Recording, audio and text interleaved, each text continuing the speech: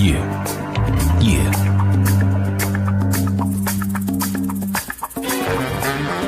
Coming to you every week from Sydney and Melbourne. It's Full Disclosure. The Jono and Dorje podcast. Jono and Dorje. Full disclosure in the raw. Raw. Jono and Dorje. Full disclosure. No holds barred. No holds barred.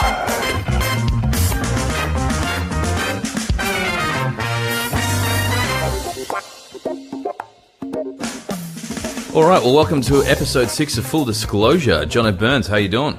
Oh, the boys are back. Good to be back, Dorje. Very excited. Episode 7, is it? Episode 6. You're 6. One ahead. Always one ahead of you. Always just ahead of.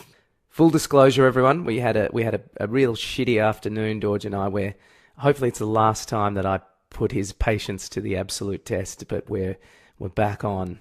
I had to get some equipment.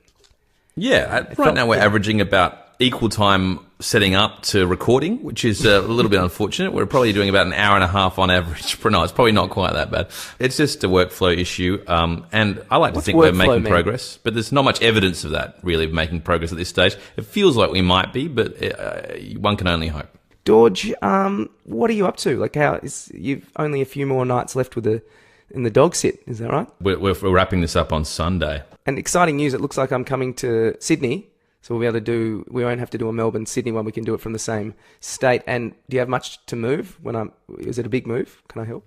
Well, there's not much involved. I'm paying some removalists, so it should you're doing the removalists now? Well, I was always going to do that for the stuff from the storage centre that's in. It's just easier. And will we be picking up Tony? I thought I'd set up the house entirely before I pick up Tony, so if that did happen, it would happen on the end of the weekend, I guess. Okay, Yeah. It's still be there. That's good. But yeah, things are pretty quiet here. I'm getting quite used to the dogs, and they're getting quite used to me. And we're doing regular walks, and it's going well. They're all splayed around me at my feet as we speak, and I think they're getting quite attached. That's I guess a problem. Not very Buddhist. Not very Buddhist of them. No, not very Buddhist of them, but I'm fine.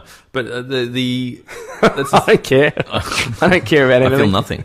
That's the thing with pet sitting. One could argue it's a bit confusing for the animals in terms of them forming some sort of attachment. The actual owners or the little kids of the parents who own the small dog came over, and the small dog pretty much ignored them and sort of splayed itself on my lap, and they were like, "Wow, we've gone from chocolates to boiled lollies here very quickly." It's that sounds like something you'd say. I've never heard anyone else say chocolates to boiled lollies. No, well, that's what they were thinking. But they were thinking our stocks have fallen quite heavily here. And Slater and Gordon shouldn't have invested. Out of sight, out of mind. And I think it can be a bit confusing for animals. I've got a Well, that's why I'm worried about Tony Parker. Have you checked in on him? No, I haven't. I don't want to confuse him. Don't want to confuse him. Have you spoken to Andre? No, I haven't spoken to Andre. No. Andre will be fine.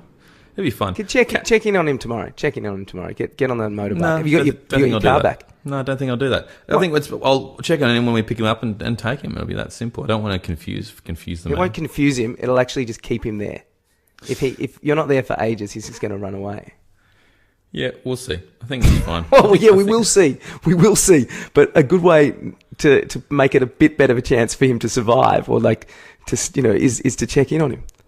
Yeah, look, I mean, I think your concerns for Tony are admirable, but not particularly interesting to the majority of people. Speaking of attachment syndrome, I think you've got an unhealthy attachment to him. I think you need to let it go.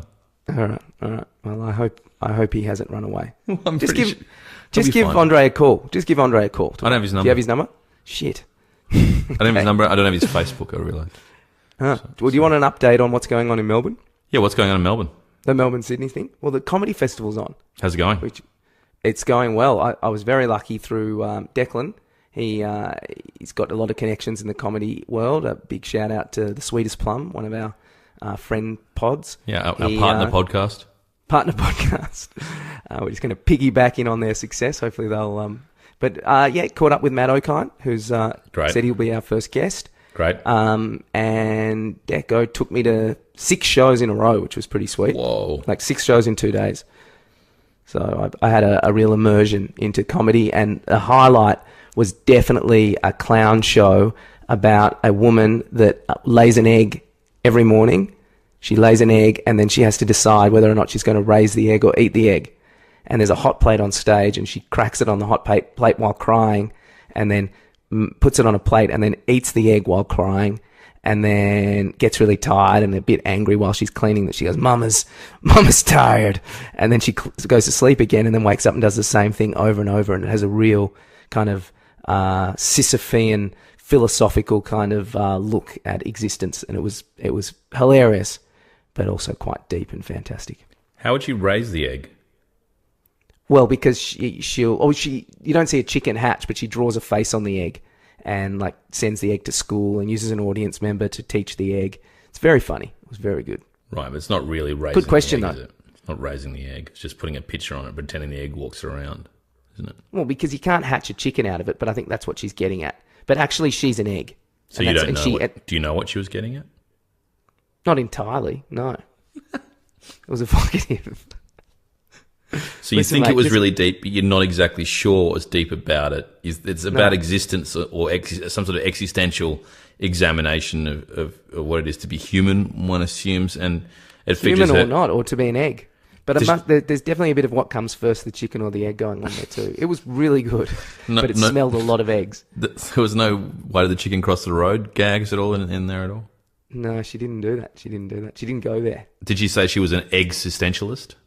Oh, she didn't do that either. That's very good. There's lots of egg jokes that people use, all the time, egg puns. And did she sleep? When you say she sleeps, is it like those what are they called when you Incubator. I said it wrong. I tried to say a word. I said it wrong. I didn't say it right. It was comical, the result. Incubator. Did she? Was it like an installation? Did she literally sleep there and wake up there, or was it just actually a show? Well, she slept for a little bit. Oh, but she doesn't actually fall asleep there and literally redo the process. She's acting. She's acting. Sleep. Great. Well, it's not as interesting again. Look, it sounds decent. And where's she from? Really good. She was really good. From LA, and Dr. Brown, who's my favourite clown in the world. Mentor of yours. Great mentor of yours. Big fan of yours. Thinks you could be the next big clown. He directed it, and he comped me in, which was very nice. Oh, it's lovely. Yeah. It was nice to see him. He's a great clown. Did he pull you aside and say it's not too late? You can still be the world's greatest clown? No, he didn't. He didn't mention my clown. He did say I did well. He said I did well. Right. He's funny. He always, because I've done 3 courses with him, and he loves saying, because I got a few laughs at the last one, but he loves going, Jono, you were so bad. He was so bad, but even Jono got it. Like, he likes doing that. He negs a bit. Right. Do you think he genuinely thinks you're quite bad? I don't know. I'd like to think not. I like to think like Tim, like that he's just pretending he thinks I'm bad. Does he do it to other people as well? Yeah, he does it to everyone. That's the Goulier method. Right. But he does it a little less full on. So this is getting very clown nerdy, everyone. But Wait, hold the phone. Does he have clown groupies, Dr. Brown? Absolutely. Yeah. So there is such a thing as clown groupies. He fucks a lot, I reckon. It's just people talk about people getting scared of clowns, but there's people that like to have sex with clowns as well, isn't He's there? a muscly clown with a beard. He's like a hipster clown. He's like a skater clown, or like an LA clown. But I also saw another show, which was, well, I don't want to, I don't know, could we give spoilers in this? Sure, why not? His name's Steen. Well, Sydney audiences aren't going to be down there anyway. No, yeah, but might turn up, but his name's Steen Raskopoulos. Have you heard of him? His heard dad of was him, a yeah. Socceroo. Yeah, he's very good, very charismatic. He does kind of like almost improv, they say. Like I think it's quite loose, but he does lots of characters. Yep. But it kind of, Deco said, did you feel quite agitated towards the end of that? And I was like, no, I didn't actually. But Declan's more sensitive than me. He's like a cat. And it got really dark at the end. Like it was all about his kind of battles with suicidal thoughts. So he really flipped it on everyone. And it was good. It was a really good show. So it had depth. Had Johnny depth. Moving along. What else? What else? Well, I saw those. They were the ones. I saw 6 shows, but I'm going to go see lots more as well. Fully 6 shows. What about you? What's happening in Sydney? Look, it's been relatively quiet since I saw you. There was one development. There's one thing that I've been thinking of quite a lot. It's almost bordering on, it's one of your it's an outrage things. And I think it links back to your Tony Parker obsession and how uninteresting it is for people that don't share the same attachment. What's been getting my goat a little bit is people that think that the way they feel about an animal is the way you're going to feel about an animal, which you don't really care about in the slightest. There's an example recently, one of the housemates Dorje lives with has a dog, and this dog did a runner out of the blue, and it's a big dog, puts hair everywhere around the house. They stupidly let this person in without meeting the dog first into the house. Ooh. Didn't interview the dog. Exactly, it's a big dog, and he told them he was very clever. He gave them video footage of the dog before he moved in, and he shot it from quite a high angle, so the dog looked quite small, and they were like, "Oh, it's so cute." Anyway, I was one of the first ones to see it in the flesh, and I quickly pointed out to the housemates it wasn't small, and then much to their astonishment, it wasn't at all. Anyway, moving right along, this is from a relationship, a broken relationship. So the dog is staying half at the ex-girlfriend's, half with the guy. Suitably confused, as you can imagine. It did What's a runner. the breed? What's the breed? I don't know, some weird Doberman cross sort of thing. It's big. It's big. It doesn't make sense to me. This guy's an English. I don't even think this guy's got his visa in the country. The relationship's broken up. He's got a big dog and he's renting it. Doesn't seems like a pretty stupid choice from my point of view. Anyway, moving right along. Dog's run away. It's got confused. Ended up crossing over the Anzac Bridge, going all over the place.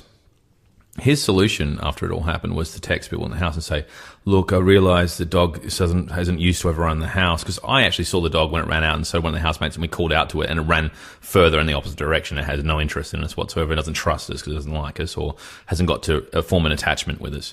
Anyway, so he's texted everyone after it all happened and said, "Look, I realise the dog doesn't know you very well.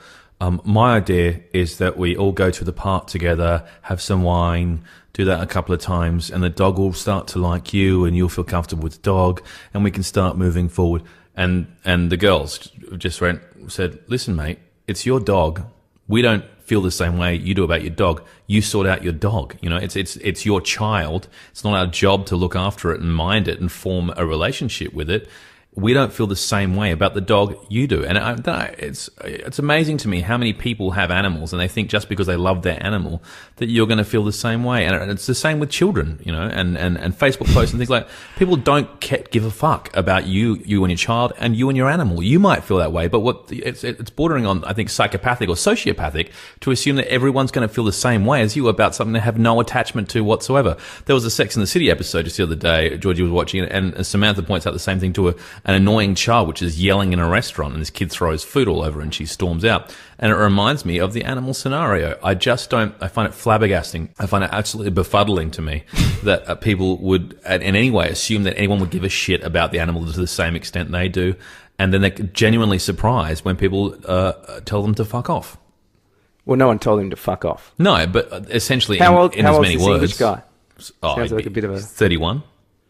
That reminds me of when I was going to house sit and went just to look at the room, just to like sublet someone's room, and they wanted to call me back because the hippie couple didn't feel that they'd met me enough, and the guy was like, "Oh, I'm really sorry, Jono, do you mind coming back in? They just want to have a cup of chai with you. They just didn't feel that they connected with you enough."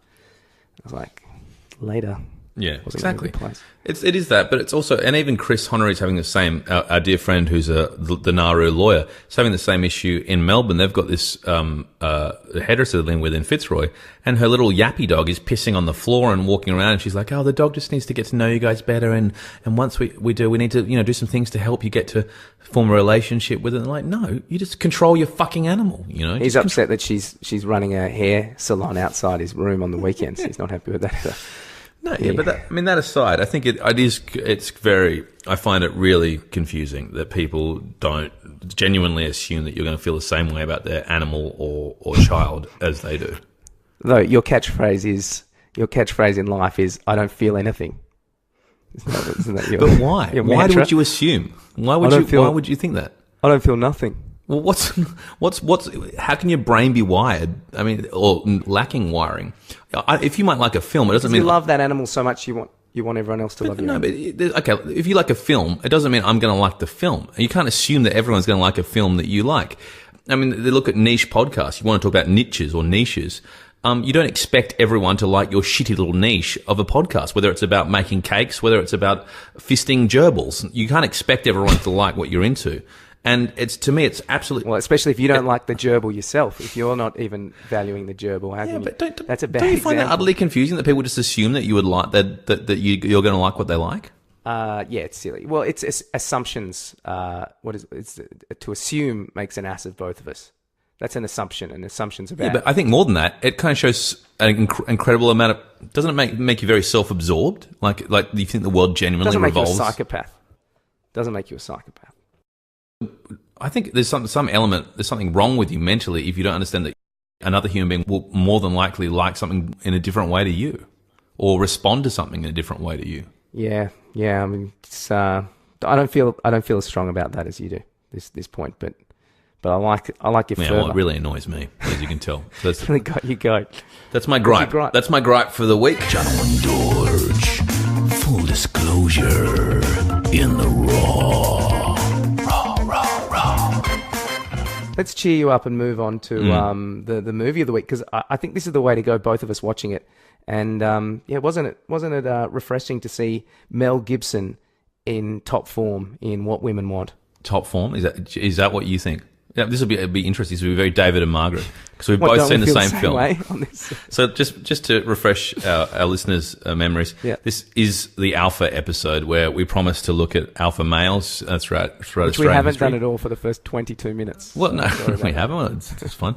And you were at best beta, but potentially omega in your whining there. I think it was pretty alpha. I mean, tell people to shut the fuck up about their dogs and kids. It's pretty alpha. Anyway, so moving right along, we promised that we'd look at this film, and we both did watch the film for once. And Jono's opened with a salvo. Wasn't it great to see Mel in fantastic form? Are you being genuine when you say that? Oh, look, I think that it is a reminder of what a movie star Mel Gibson is.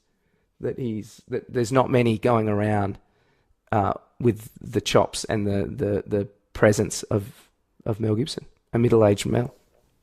Well, I think later than middle-aged, really. I mean, it was the year 2000, but Georgie's comment was he was too old to be playing. So a quick plot, everyone. He's 44 when they made the movie. He looks about 50, I think. But he's... Yeah, go ahead. Do you want to do the plot, or do you want me to do the plot? No, let's hear your synopsis. Okay, Mel Gibson is a 42-year-old ad man. He's top of the tree. He's loving life. He's putting away women left, right, and centre. Very madman. And then I was going to get to that, yeah. And then all of a sudden, he loses the promotion that he thought he'd get to an outsider played by Helen Hunt. It makes him very worried. And then while he's trying on all these female things that he's going to have to sell, he slips into the bathtub with anyway, he works out through magical means what women want. He begins to hear the thoughts of women, and that's pretty much all you need to know. That's all you need to know. It's a bit like Soul Man. The premise is good, and then it lags. The opposite of in some ways, what we're thinking about the ultimate alpha male in this film, because it really does start out with the premise of him being the ultimate alpha. They say he's a man's man, is what they call him at the start. You hear from his ex-wife, yeah. And you hear from his ex-wife that's right, with the men monologue camera from Lauren Holly played that role.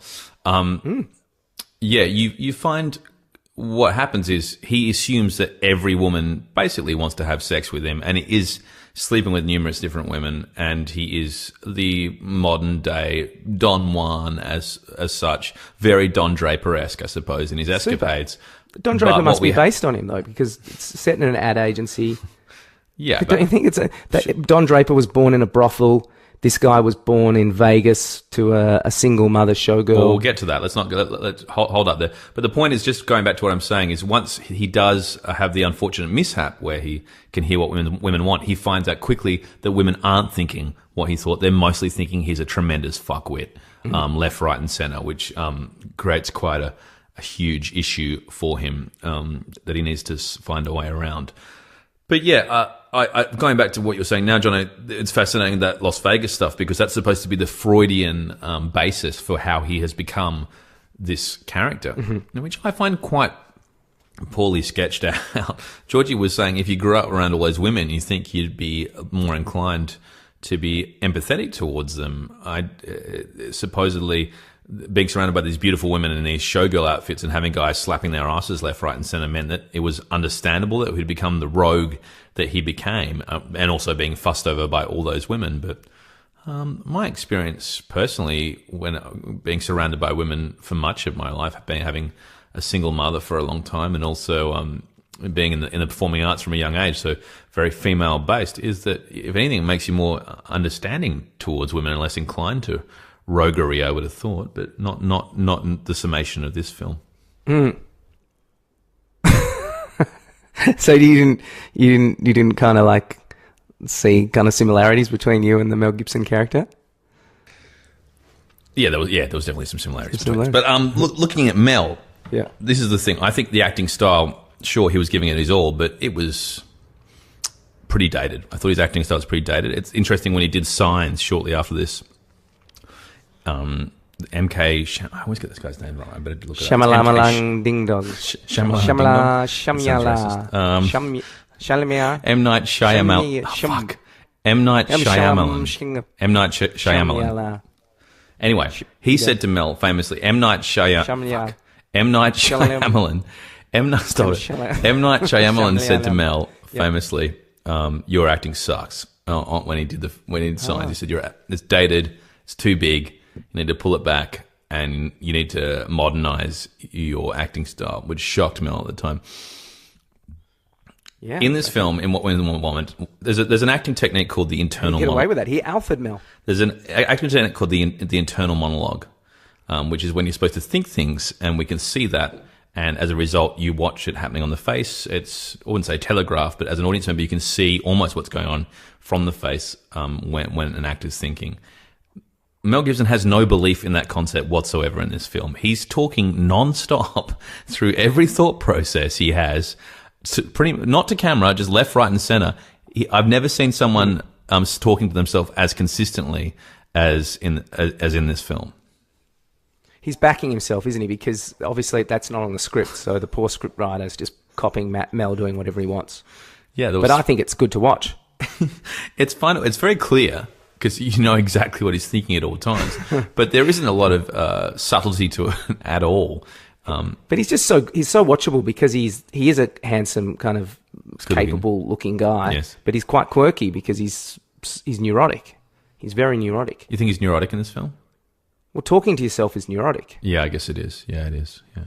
He's laughing at himself. He's like, yeah, no, that's his vulnerability. It's an alpha's vulnerability, but still, he's very mannered, and it's a terrific performance, I think.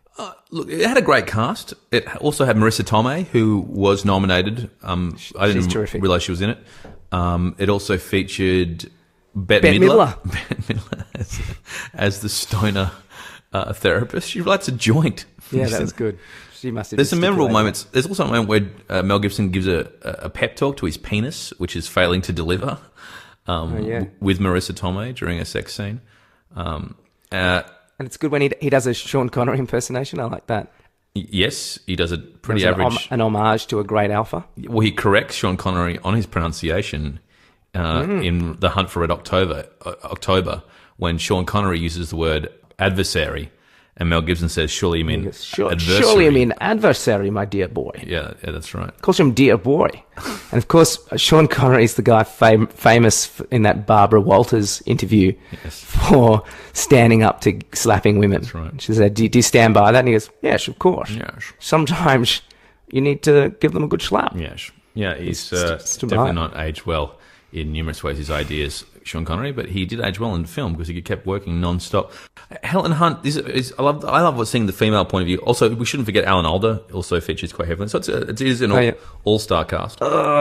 All-star cast? Yeah. Mel Gibson's the only star. What? Marissa Tomei? Marissa Tomei is fantastic. She's won an Academy Award. Fantastic actress. Yeah, but Helen that's Hunt? not an all-star. Helen Hunt was the most... Helen Hunt's... She was the most bankable woman in Hollywood at that stage. But my question is why? I think that was one that got through to the keeper. Twister, she was in... she was killing. She's in Twister and As Good As It Gets. That's it. Well, she was also Mad About You. Well, I appreciate that. She was making $1 million per episode doing Mad About What's You. so good about her? What's so good about her? I think she's very good at naturalism. She's good at naturalism. Yeah. And I'll also say this is a female insight.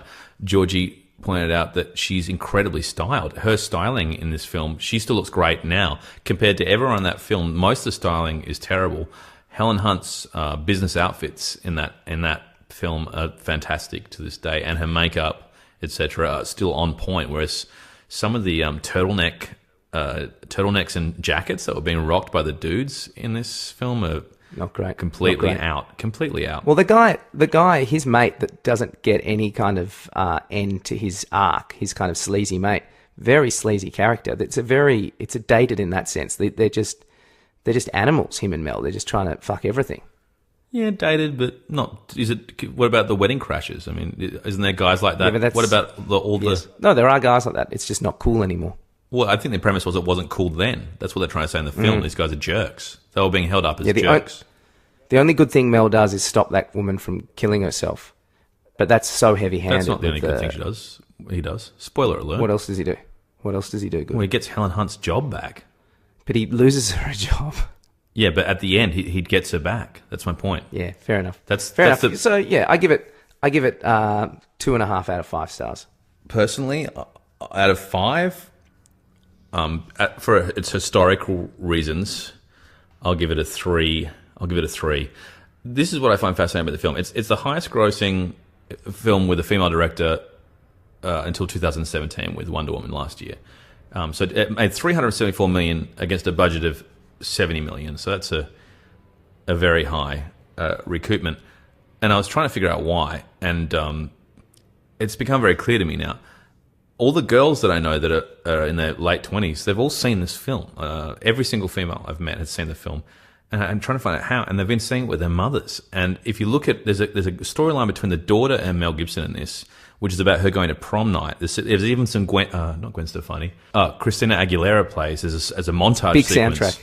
where this girl's trying on prom. Prom is a really bad montage sequence where this girl's trying on different prom dresses, and Mel's just looning, showing different faces as she tries on the outfits. There's a big storyline which is based on the 15-year-old daughter's angle and her sleazy boyfriend who's trying to have sex with her.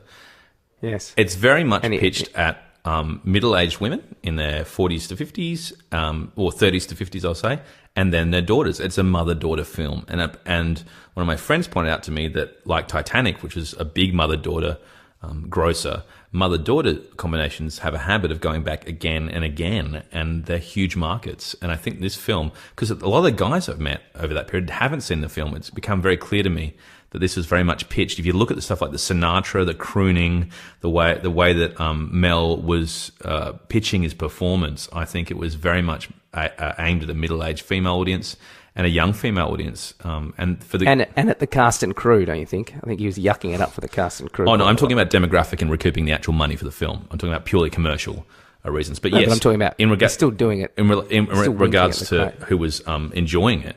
Yeah, there's no doubt that it seemed like, especially during the girly clothes sequence, I thought it was very clear that I feel like Mel was given free rein. He was at the top of his game.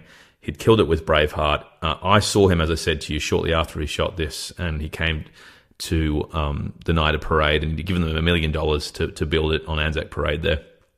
And they played that sequence. You might remember the sequence. I think it's quite impressively choreographed. I'd like to know who choreographed it, actually, when he does the hat sequence to Sinatra and his crooning and working his way around his very stylish Chicago apartment. It's good. There's not a lot of people that can do that. That's what I'm saying. It's a shame that he went crazy and, became a anti-Semitic, woman-hating racist. But yeah, I mean, one of the reasons I was drawn to it as a piece now is the fact that, what you just mentioned is dramatic fall from grace. In particular, his incredibly sexist rant towards his ex-wife, famously saying that I hope you get raped by a pack full of N-words. Yes. And she kept saying, yes, what else, Mel? What else do you... She was very good. She just recorded him. I saw a terrible interview with her and Larry King recently. Okay. It was where Larry was kind of was quite sympathetic to Mel, it seemed. Larry King's pretty old school. There's a lot of people that are very sympathetic to Mel. Mel's back. This is the thing, what people are pointing out. He's back after Hacksaw Ridge. He's back with this. He's got a film out right now, isn't it? Daddy's Day 2 which he won the Razzie for. He won the worst actor for. Yeah, well, this is the thing. I think he's acting. He does a lot of slapstick in What Women Want. He does a lot of talking to himself. It's, for want of a better expression, it's kind of theatrical. I think there's a sort of theatre edge, and that's why I kept thinking of his famous Waiting for Godot with Geoffrey Rush, which he did not long out of NIDA. I feel like it hasn't aged well. I think he's brilliant. He's got a lot of leading man charisma, no doubt. He oozes charisma, but oozes out of every pore. Out of every pore, like a pussy pimple, just charismaing out. But through I think the grip guy. Yeah, I saw him. I thought his Hamlet was pretty good. Have you seen his Hamlet? But not. I didn't watch it intently. I think that was on in the background. I thought that was pretty good. And it was very action. It was. I think that was the criticism, that it was just too actiony. It was like an action movie. He has always had that slightly neurotic edge, though. Even if you look at Lethal Weapon, there's an area. There's the whiff of neurosis. His Hamlet was very neurotic too. I think he had. Well, Hamlet is neurotic. That's right. But he's comedic. That's the thing in Lethal Weapon. He does a lot of comedy too. Yes, but it's kind of uptight, tense comedy. Do you know what I mean? Like his I'm crazy routine, which he used to do in Lethal Weapon. There is definitely the element that he was, close to the edge in terms of his psyche, and it's proven to be correct. We've all got lots of Mel Gibson stories about his shenanigans over the years. I've got quite a few about his sexual exploits in particular, which were quite famous and will not be repeated on this episode. We've got to be careful. We've got to be careful with being liable. We've got to be careful with naming people. Yes. If we ever get any listeners, we do have to be careful with that. It's something we do have to look at. What should we move on to now, Dorje? I feel like I'm being a bit bossy. You rein me in, mate. No, look, I just think just rounding off with Mel, he is back now, and what's fascinating about it is that he hasn't actually. He's just said, "Look, I'm back. I've done my time in the doghouse. As a Catholic, I've atoned, and I've made my peace." And it's just a shame that I've been punished so much for one night where I had too many double tequilas in the back of a police car. It's strange. He's never really addressed. He basically said he had a mental breakdown in the back of a police car, and that's all there was to it. But there's actually a pretty long history of him being a bit of a fuckhead. I don't think he's fully back, though. He's not back fully in our hearts. Yeah. I think his brand, he's not going to open films. Yeah. And also his age as well. But he's capable of good performances, so we'll see. He was quite good in The Beaver. It was a weird movie. Weird movie. You had something. What was you wanted to tell people about your little beaver story about? I don't have a little beaver. It's a pretty good story, mate. About your little date when you want to try to get a girl to go. Why do you keep calling it little? That's the thing the old school does. That's quite alpha. Going, you want to tell your little story? Well, tell everyone your little joke. With your little. Give me a high five with your little hands.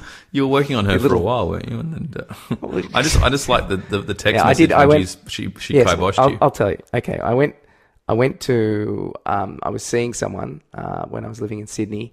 And we'd already been intimate, and we were going to go to a movie. Hold the phone. When you say intimate, had you gone all the way? We'd gone all the way. Okay, keep going. And I texted her and I said, "These are the films that are on. If you want to go to this film, there's Tree of Life. I can't remember what else was on. There was something else, and The Beaver. I just wrote those three things. And I knew very well that Taxi Driver was doing a revival in Newtown, but I just thought that's not a good movie to go on a date to, because it's Travis Bickle. He goes to the porn place with Sybil Shepherd. It'd just be an awkward movie. But she wrote back, you know what? Taxi Driver's on. Would you like to go to that? And I was like, sweet, of course I would. And then I stupidly wrote after that, I went, sweet, of course I would. And then I wrote, I guess I can see The Beaver another time. And then as I sent it, I knew it was like, that was borderline at best. And then she sent back so quickly, just ripped me one. And what'd you send back? Not surprisingly, that better be a joke, otherwise I don't think we can be friends. And then she came like 20 minutes late to the Taxi Driver film, and the energy was gone, and we ended up the date. She jumped on a bus not long after Taxi Driver. The damage was done. You never saw her again? Well, I did, unfortunately, because she she was doing costume design at night, or while I was doing writing at night, and a lot of people seemed to think I was a dickhead after that. So word got around. So it just shows, I guess the moral of the story is be careful about what terminology you use in relation to film titles when you decide not to go. And full disclosure, when I said I guess I could see the beaver another time, I wasn't just talking about the film. So she got me there. I was wrong. It was a bad thing to do. It's pretty hard to resist, though. It's pretty hard to resist. It's a gift. I guess the film title's a gift. But I just want to, on the beaver, on Mel Gibson and his apology. Yeah. And on old white dudes having to apologize for being politically incorrect. I think more in this case with him, much more than just politically incorrect. Obviously abusive, both apparently physically as well. There's a new Facebook video out which I shared with my partner Dorje today, which features John Cleese talking about political correctness and how it's causing the end of comedy. That he won't go to college circuits anymore. It sounds very similar. He might sound very similar to someone like Jerry Seinfeld. And he's sort of basing on the idea that if people can't control their emotions, then they will start blaming others for causing them to lose their emotional state. That's his argument. And to the point where you can get towards, and he calls it's bordering on Orwellian. It's like a 1984 world where people blame their inability to control their emotions on other people around them. I think comedy's still going to survive, but yeah, I think, people that don't have a sense of humour should allow people that do have a sense of humour to go and watch comedy. And they shouldn't, they should be a bit more responsible for being triggered. That's exactly this is what I'm talking about. So what he's saying is about people that get triggered are people that can't control their emotional state. You're triggering me right now, Dorje. So they can't control their emotional state, triggering and me. therefore they blame others and their content, and abuse them for making them lose control emotionally. But we're getting more tolerant as a society, so there are kind of things that... You think we're getting more tolerant I think we're getting quite the opposite. No, I think we are. Well, I mean, I think that's what political correctness is kind of redefining these lines where you can't, where it's considered not kosher to joke about certain things. So it's becoming... Go on. We're valuing those kind of marginalised people more. So we're trying not to make fun of them. Yes, what he said, he does clarify in the piece that there is going to be a level of insult in a lot of comedy. But Georgie's point is that she'll have much more time for an argument like that when it's not an old white guy saying, which probably has a certain weight to it as well as a counter argument. Yeah, but he is a legend. But yeah, I think he's maybe got some flaws, Cleese. But yeah, there's a comedian that I mean, the point being, if you're an old white person, you're at the top end of the food chain. If you're an old white man, you're at the top end of the food chain. So it's a lot easier to say, don't be offended, it's about you, it's not me, when you've consistently been the person dealing out the insults to those around you who are more marginalised and less fortunate. That's the point. Fair play. And do you agree with that? But I think old white men should be allowed to do comedy too. But maybe there's less things that they can joke about. Right. So you feel like there should be a little bit of give and take? I guess. It's a very complicated topic. It is. And it's very pertinent now. Intention's a big thing. If you're spreading hatred in the guise of comedy, totally, then that's pretty shit. But maybe people should just stop listening to that. But then I guess potentially a lot of other racist people will just go to that comedy and they'll love it. Yeah. Deep, man. Jono and Dorje. Full disclosure. No holds barred. No holds barred.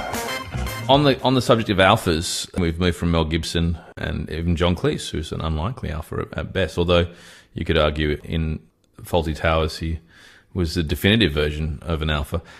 But moving along, you famously had an encounter with a Taswegian alpha. Do you want to talk us through that? Dorje, this will be my full disclosure for the episode. Yeah, it's true. Okay. My sister was living in Tasmania for quite a few years with her husband, and I'd visit them semi-regularly. And I'd go up I went up for the Hawthorn game. I think it was Hawthorn. I think it might have been Hawthorn St Kilda. And I went up there and I met one of their friends his name was Boogs. And we went afterwards to a pub. And Boogs is quite a big guy. He's a receding hairline, barely any hair. And we hit it off. He was definitely quite a blokey bloke. But we ended up at the end of the night arm wrestling on a bench in front of a bunch of cheering people. And then Boogs looked at me and he goes, "Do your shirts off?" And I, I was just caught up in the moment. We both had our shirts off, and it's been documented.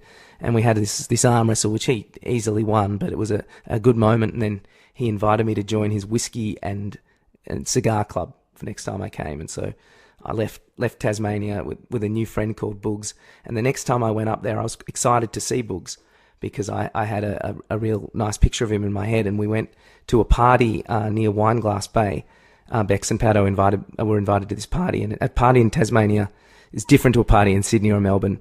I think it was basically 10 people to dinner, and Boogs was there, and he was excited to see me. I was excited to see him, but the magic of the Launceston pub was gone. It seemed, and there was really very little there for us to talk about. And we were talking about he was talking about an episode of A Current Affair he saw about the burqa, and saying how the burqa's no good. And it was just smacking of kind of racism, and I was a bit disappointed with Boogs. And I said something, I made a joke about how would your kid dress up as Batman in Halloween if there was no burqa. Got a little laugh from the other 8 people at the party, but Boogs, his face just darkened, his brow darkened, and I knew it was over between me and Boogs from that moment. And so the party moved from dinner, where we all moved into the living room, where there was a 70-year-old man in the living room. And wait, I'll stop you there. What was the joke? What was the Batman joke? I think I just said, like, if you ban the burqa, how would little kids dress up as Batman or something like that? Like, it's like, it limit, if you limit people how much they can cover their face, how would they rob banks? And so okay. It's quite a long sort of quite an obtuse sort of gag. And you got laughs with that? I got laughs. It was the delivery, I think. It might have been the delivery. All right, continue. 70-year-old man. The victim. There's a 7-year-old man asleep in the chair with his pipe, and there was a dog at his feet asleep as well. So we couldn't turn the TV up very loud when we all retired to watch the Sunday night episode of Underbelly. And it wasn't even the first series of Underbelly. It was the second series, the Golden Triangle one. And I was disappointed to see Golden Mile, how many montages. It was barely any story at all. It was just montages of a young Ibrahim's just walking down the street. Anyway, we watched that, and then I think what was on after that was another show. We watched that. Not much conversation. When Boogs stood up from his chair, and I noticed that the full bottle of red wine that he'd brought from the table with him was vanquished, and he walked up to me and he kind of prodded me and looked up, and I looked up, and I was what's going on? And he goes, get up. And I stood up, and he goes, I'm going to wrestle you. And he started wrestling me on the floor, and I think I laugh sometimes when I'm nervous. So I laughed, and I was wrestling him, and he was getting harder and harder. His wrestling. He's a big guy, and finally he pinned me on the ground, and then he looked at me, and then everyone else is just standing and watching on, and he looked at me, and he goes, I'm gonna put my balls on your head. Like fuck you are. And I started wrestling really hard back, and I was trying with all my, I was pushing him away with all my strength.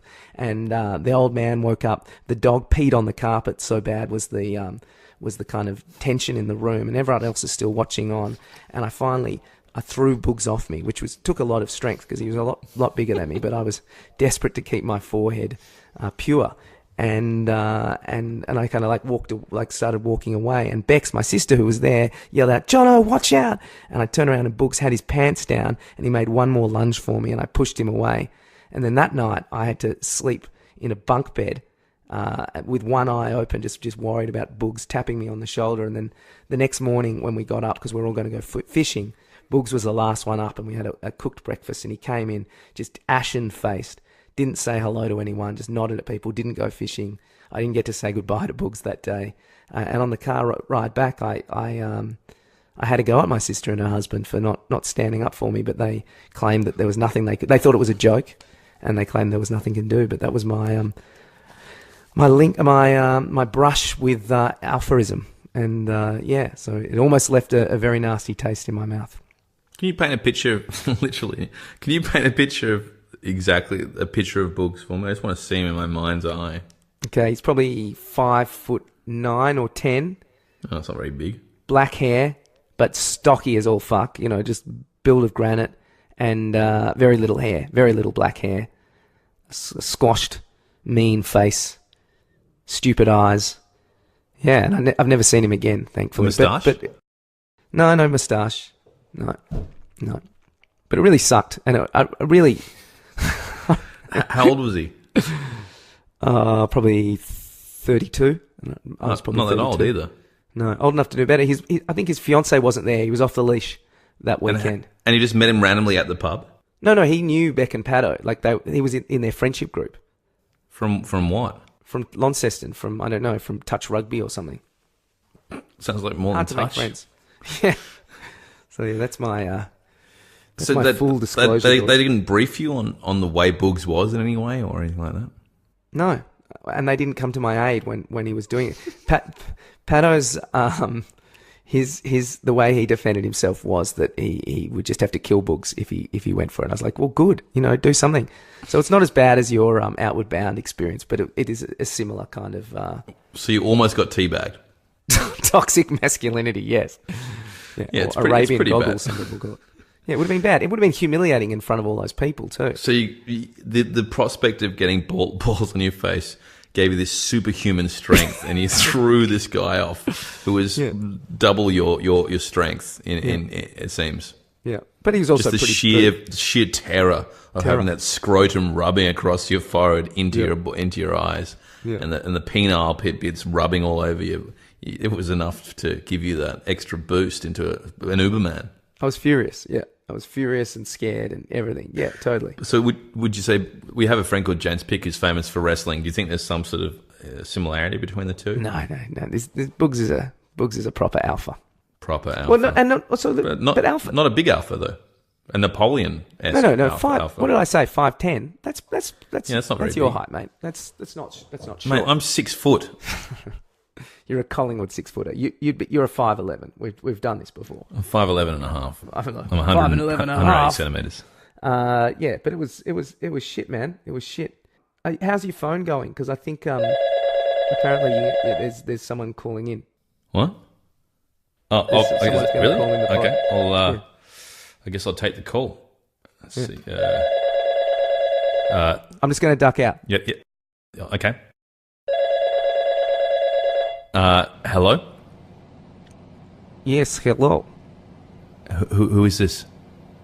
This is who is this? Who am I speaking to? It's Dorje Swallow. Dorje Porgy. Hello, this is Vladimir Putin. Oh, Vladimir, how are you doing? Very well, little girl.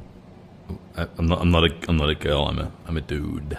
No, but you like little girls, don't you, Dorje Porgy? Well, I mean, we know. What are you insinuating? What do you mean, Vladimir? I don't quite follow. Dobry den.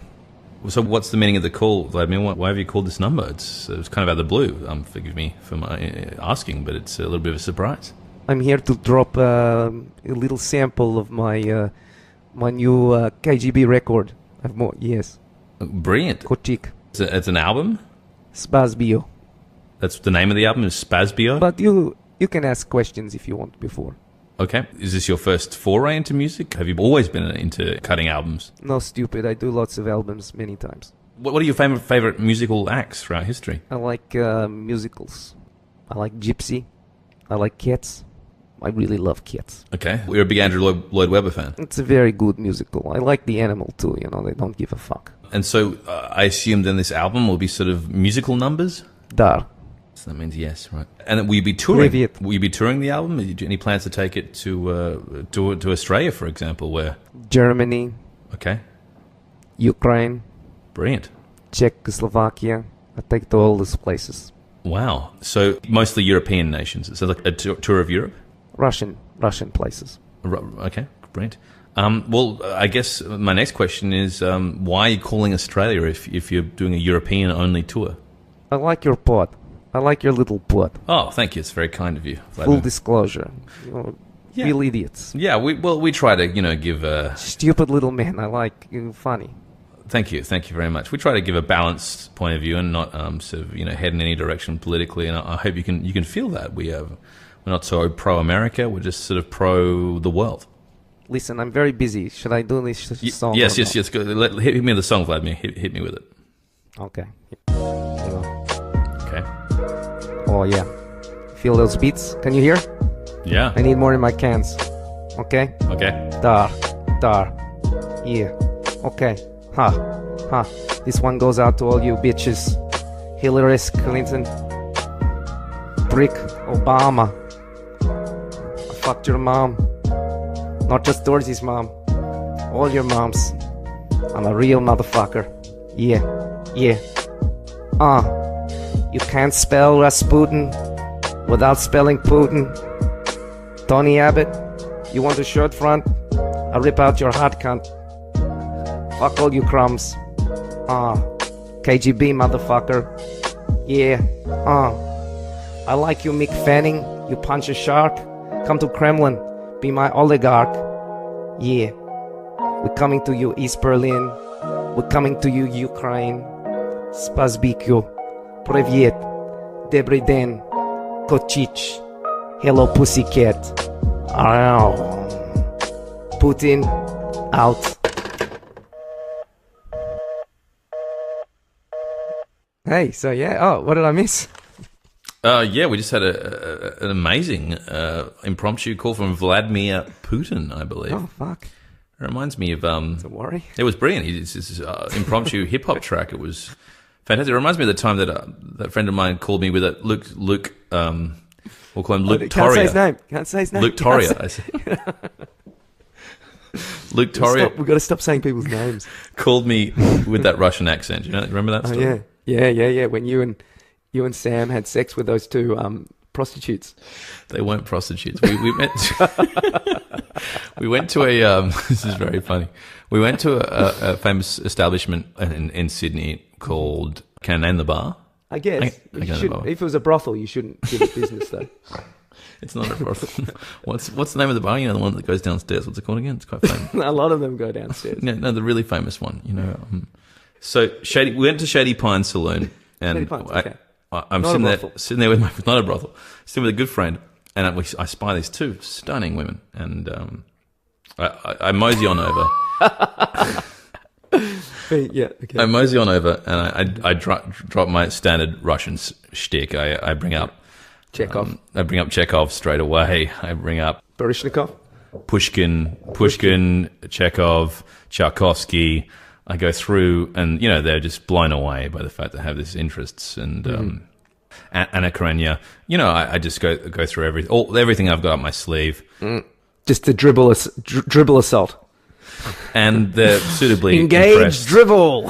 I'm actually really interested in the blonde, and Sam he's got less chat than me, so he's with the brunette, and it turns out halfway through that unfortunately the blonde tells me she's racist and she would never go for me, but I should go for a friend. So we sort of switch sides, and I take them back to my house. Quickly, things escalate. I end up upstairs. Sam's downstairs. I hear this sort of shaking and stuff downstairs. So Sam's straight into it, and and only knows one way, that guy. And I'm making out with this girl, and she's like, "Oh, I never do this. It's Natasha. And Natasha is making me so bad." I'm like, "Oh, it's okay." And she's like, "Oh," I was like, "Haha, you're kind of like Eeyore, like Russian Eeyore." And she's like, "How do you know Russian Eeyore?" And I said, "Oh, I've seen it on YouTube. I think it's really funny, so existential and dark, and he's thinking about suicide and crying, and you're kind of like her." And she's like, "Oh my God, you're a nice guy." I went, "No." And she goes, I should be with bad guy. I can only be with bad guy. You're a nice guy." I went, No, I'm not a nice guy." She's like, yes, you know about the Russian Eeyore. And then she just starts running downstairs. And I'm like, at this stage, I'm already half undressed, and I'm just sort of running after her going, "No, I'm not a nice guy. I'm not a nice guy." And she runs out the door. I'm Jewish. Did you yell, "I'm Jewish"? Anyway, so I go back upstairs, and it's still bang going on downstairs. So Sam's having a great time. Next morning, I get up, and Sam has left, and the downstairs is a mess.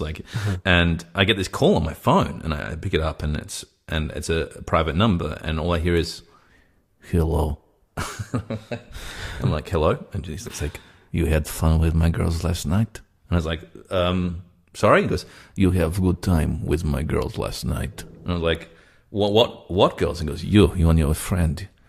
Now it's time to pay. And I'm like, what do you mean? And anyway, this very convincing accent, it tells me that I either have to pay or I need to give up my friend's address because we owe him a lot of money for these prostitutes, he insinuates. And I'm freaking out. He says, why won't you give up your friend? Give up your friend. And I don't, thankfully.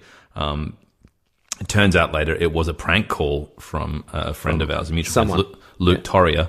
And you're an idiot. But he was having the best time of his life. And you didn't sell out. You didn't sell out your mate. Which is I didn't rat him out. But I was genuinely scared. And they weren't prostitutes. They weren't prostitutes. No. And I should qualify when I said when you yelled out, "I'm Jewish. I'm Jewish." That doesn't mean Jews are bad. That was a callback to you pretending to be Jewish to sleep with a Jewish virgin. That's right. Just in case you guys haven't heard, because that out of context, that would sound pretty bad. And full disclosure, I'm Jewish. So there you go. Yeah, I think you've butted up nicely there, mate. You're going to be fine. So yes, when Vladimir called, it brought back memories of that call straight away, and that was an unhappy memory for me because I didn't reach the goal, so to speak, which is to hook up with, well, firstly, the girl I liked, who turned out not to like anyone that wasn't blonde hair, blue-eyed, or white, and then secondly, I wasn't bad enough for the secondary option because I remembered Russian or you know what? It's probably my just desserts because again I was just scrambling for any Russian reference I had, and I went to the well one too many times and ended up getting a big wet fish in the face because that's like food poisoning or something. Yeah, like the runs. Yeah, it's just one too many times, which is really unfortunate. Trough boy went to the well one too many times.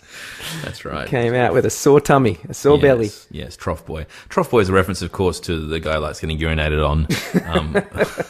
I didn't know about that. I just called you trough boy. No, you knew exactly what you were doing. At Mardi Gras, there was famously a character who used to like to get urinated in his mouth by guys every year. And he hasn't been seen for a while. There's probably concerns for his health. If you're listening out there, trough boy, just give us a call. Let us know you're all right. Let us know you're all right. There's a shout out to trough boy. It's full disclosure. The Jono and Dorje podcast. Putin's obviously the biggest alpha in the world right now. Well, Trump would probably have a fair bit to say about that. But he's not. He's not like people don't actually respect him or aren't afraid of him. But in person, he's 6'2". He shakes your hand very, very firmly. Old. He stands over you. That doesn't make you alpha. You can try and be alpha and not be an alpha. Well, John Hamm famously said that he didn't respond to Trump's attempt to out-alpha him. He said he saw all the signs. He said Trump tried to stand over him, but John Hamm is 6'2", 6'3", so he just looked at him face to face and said, I'm not going to let you alpha me. You've seen it. You've seen famous clips of him trying to alpha a president all over the world. Yeah. He's definitely trying. Yeah. You might not see him that way, but I think he probably sees. And then what's famous... He's an alpha. I'm just saying he's not as much an alpha as Putin. So I think when they're in the room together, Putin will alpha him. No holds barred. And then I guess we have to. We can't... I know you feel like you've full disclosed for the day, but you do have to... I can't do it. I can't give any more. You have to dish up a little bit on... We did promise some Wayne Carey. We did promise. Yeah, but it was good. It was interesting meeting him. It was when I was living in New York. A mate of mine who was paparazzi was dating. His girlfriend was this lovely woman from Adelaide, and her dad was a coach in South Australia. And so when the Crows went on their end of season trip, this is when Carey was a Crow. This was post him getting booted from North Melbourne. They needed a tour guide, and I got the job showing around the Crows, and it was a pretty tough job because. I had great ideas. I wanted to show them around. I understand it more now, maybe being a bit older. I understand that they just wanted to sit in a pub and drink the whole time. So a lot of the things I had on the itinerary were left off. Simon Goodwin was the most responsive to kind of getting a bit of culture, but the rest of them just sat in a Times Square pub and just drank the whole time.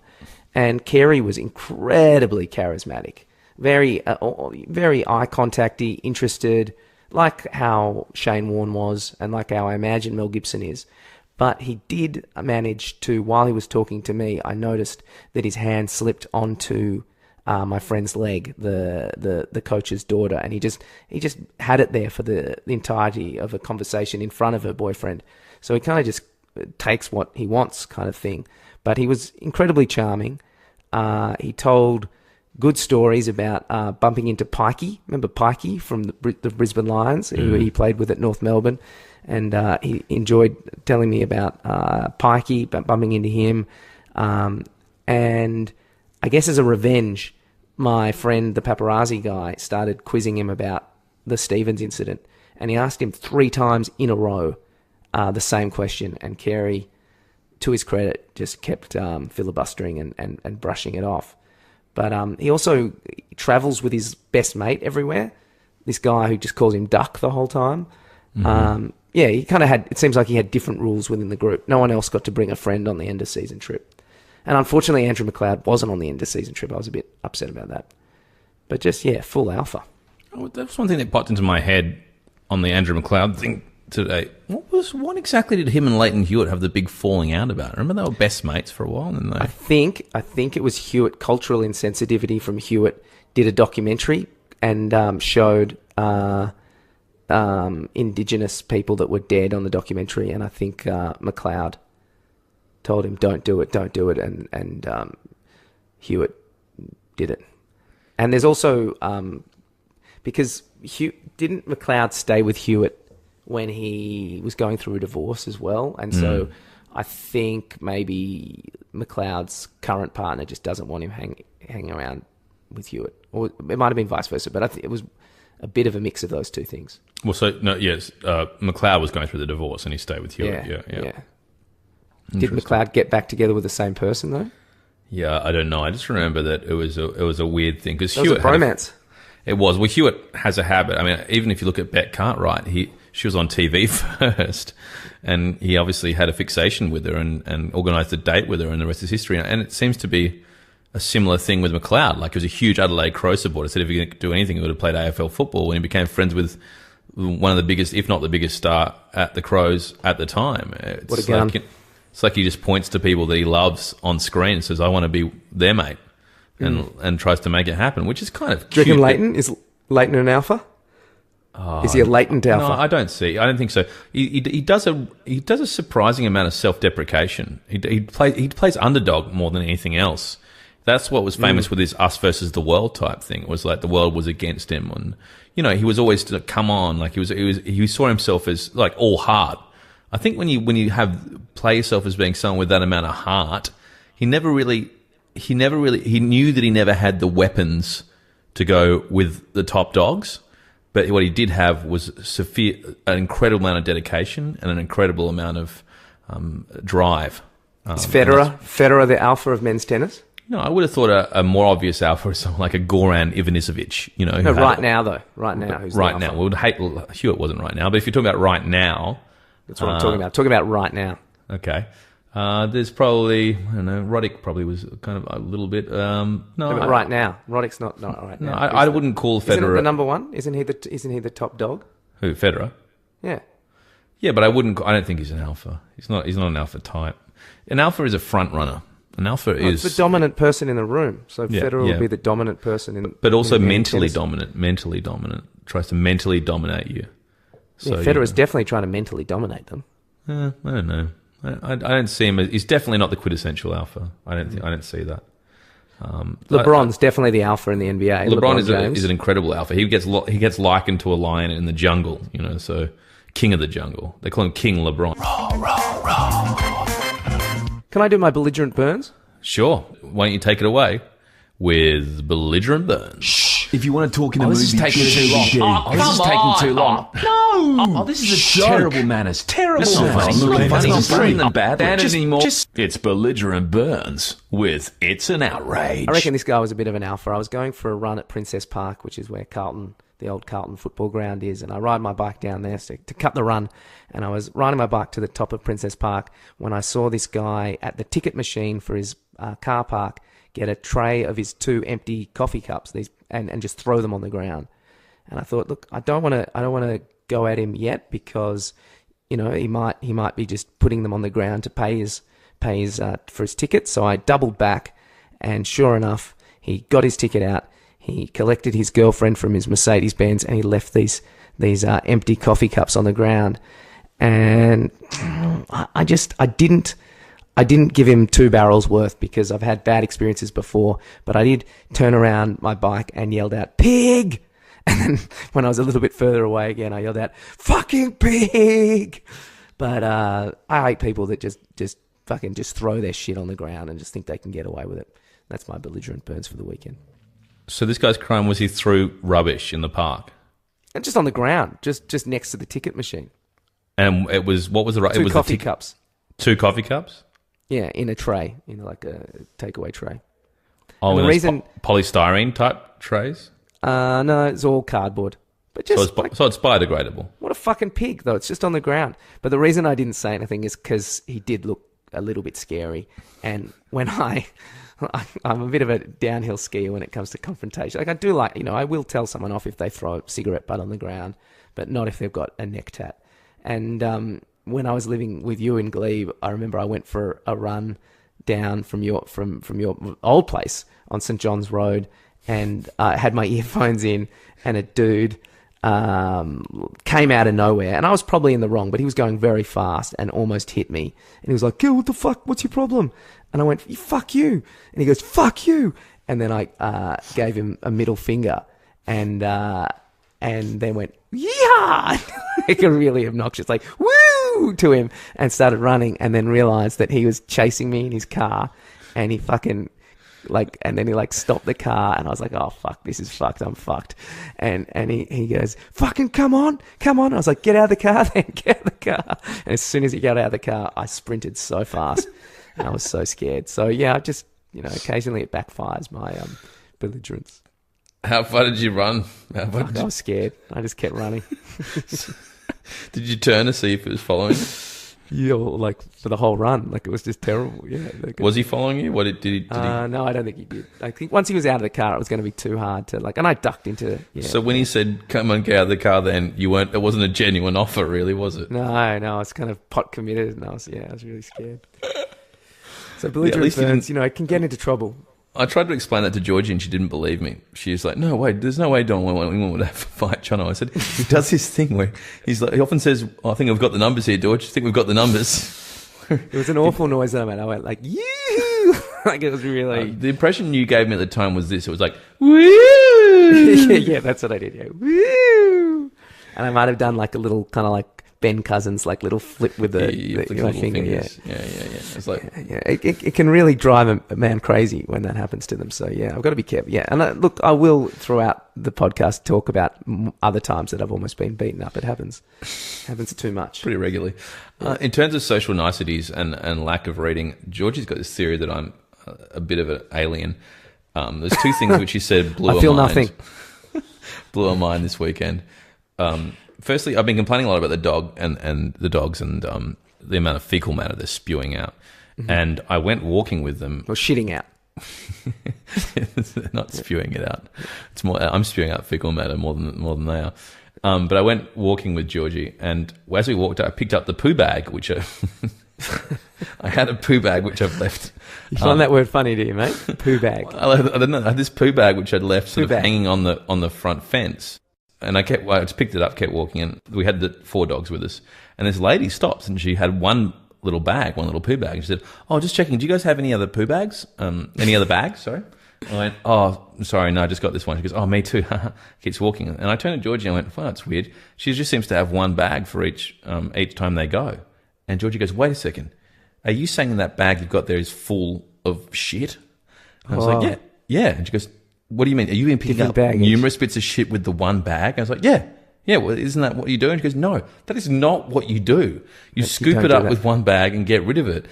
And so I had Pronto. Is it warm when it's coming out? Is it quite warm? Yeah, it's warm. Yeah. So I had like 4 dogs worth of shit in this one bag. That's And gross, Dorje. You must be getting so much of that on your hands.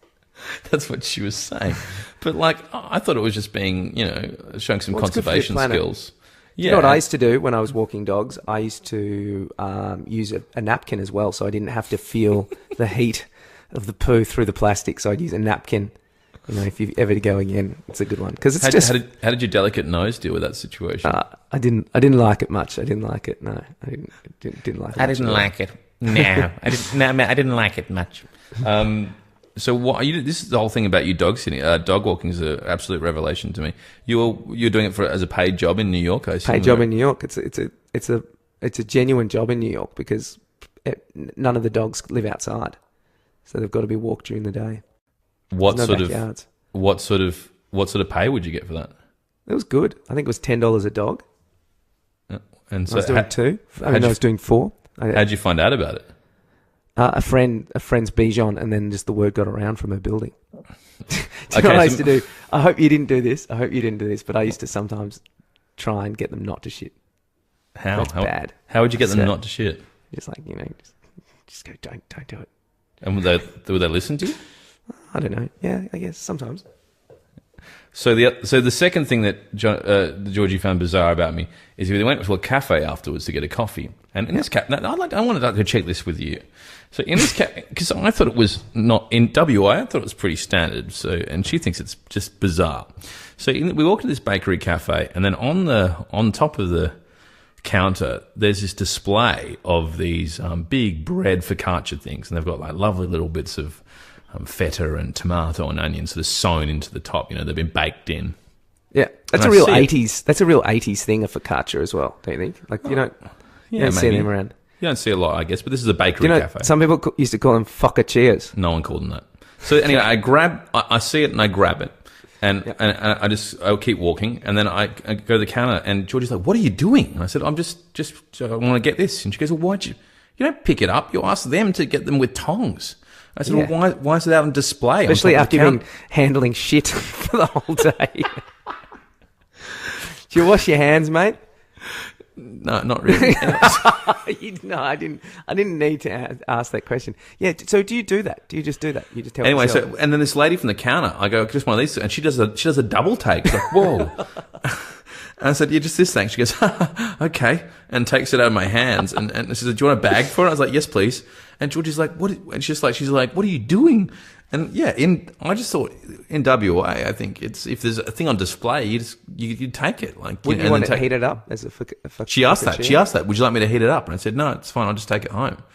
But and I heat didn't it up at home? There's a legal term which we use called invitation to treat. I didn't realize in this situation it wasn't in a display situation. They don't want you to take it. You have to then go, oh, I'd quite like to have that, please. And then they get tongs and get it for you. It seems to be a little bit counterintuitive to me. Why would you put it out on top of the glass display in front of you like that if they don't want you to take it? Mm-hmm. What about a car? You don't just take a car when it's on display. Yeah, but that's like 50, 60, that's 20 to 50 grand. This is a $6, $7 focaccia. Uh-huh. And they can see me. What is the question is the concern that I'm going to just take it and run? Is that why we don't do it? I think, maybe they don't want you just putting your hands all over them.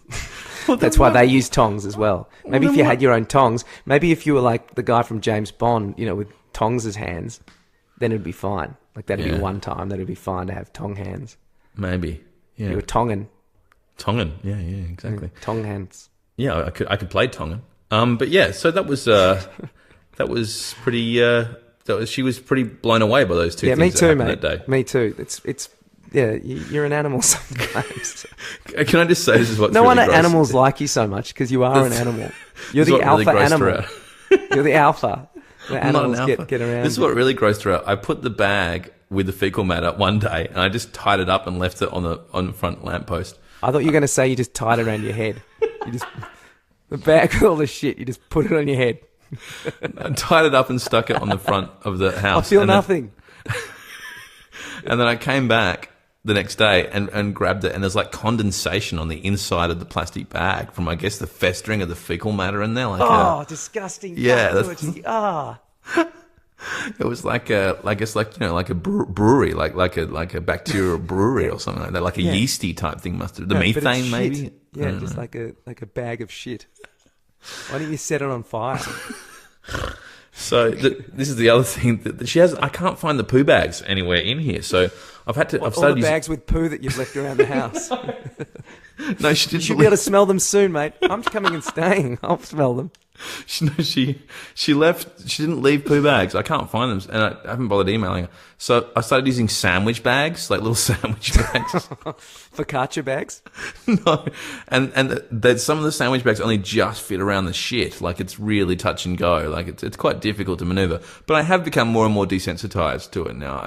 So 5 loads or 4 loads every walk. Four loads. They seem to chop and change how regularly they want to go, but it's a serious amount of fecal matter. It's a relatively consuming job, and that's the only negative real part about it. The other thing is obviously you have to be home by 5 or 6-ish, and you need to be there in the morning to let them out for morning toiletry duties. Okay, we don't need to know. We don't need to know that. There's nothing more undignified though than a dog shitting, don't you think? Like that's a really vulnerable moment. It looks at you. It looks embarrassed. Yeah, it definitely does. On its haunches, and I love that the picture of dog pooing, like on the thing where you put your bags, is quite an accurate description of a dog on its haunches pooing. Oh, it is on the bags. I've never seen one of the bags. No, the green thing where you're meant to dispose of the bags instead of just leaving it in your house. You know those green bins. No, they don't have any pictures on the green bins that we've got here. Okay, that's a Melbourne thing. They're just bins. Focaccia is a Sydney thing, and bins for dog shit. Focaccia's a Freo thing too. Freo had a lot of focaccias. Focaccias are just I would have thought there'd be heaps in Carlton. It's an 80s thing. You don't see them around? No, I don't see them around.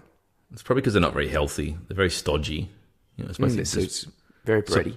Yeah, it's very bready. I don't think it's not very good for you. That's for sure. Jono and Dorje, full disclosure in the raw. What are we going to talk about next week? Well, next week we covered alphas, but I think we need to move on from men, and I think we need to look at some of the more of a female tangent, ideally. Yes. All right, we'll do that, and we can watch the movie together. Yes. What were you thinking? Any great? Would you have a favourite Australian actress, for example? I like Nicole. I like Toni Collette. Everyone likes Toni Collette. She's definitely one of NIDA's most famous exports in terms of people that left NIDA at the start of the first year when she got to Muriel's wedding, and famously John Clark at the time said, "You will not get anywhere," and he was proven absolutely incorrect. He was not on the mark with that one. Tony, we'll work it out together. Tony, you're talking about Tony Parker? No, Toni Collette. No, I did, but I think lately I didn't like that last. Oh, I hated that last PJ Hogan film that she did. Oh, that was terrible. I went to the premiere of that. Oh my god, it had fart jokes in it. She was doing fart jokes. Bad. Fart jokes are good, but so bad. It's up there with wanking noises. It's just lowest common denominator stuff. It's not good. It's not good. Actually, that was a comedy festival show I went to today with my nephew Lenny. I went to Mr. Snotbottom. It was so funny. It was kids comedy. Oh, so many fart jokes. So funny. Oh, yeah. This behind you. He opened a banana on stage, and a guy with a gorilla costume came on and stole a banana. He's like, "Where's my banana?" Everyone's like, "Ah!" That's pretty good. It's pretty good. It's real good. Yeah. What was the big fart shout film, out to Mr. Snotbottom. which is based on farting? What was that film that we saw where the guy... Blazing Saddles. No. But the film with the fart stuff.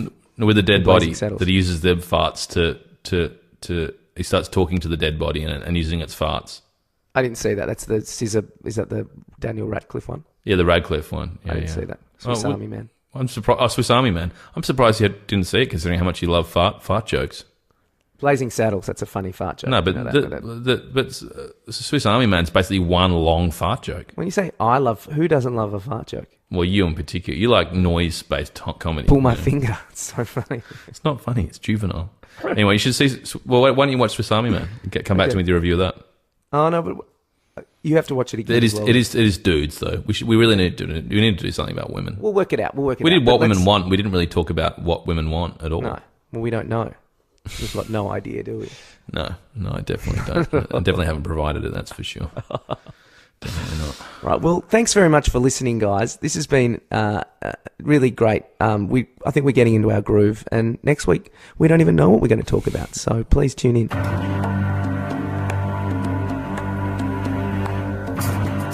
Yeah.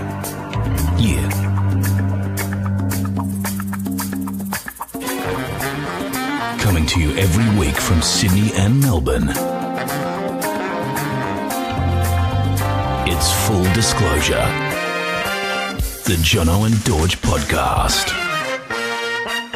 Jono and Dorje. Full disclosure in the raw. Raw. Jono and Dorje. Full disclosure. No holds barred.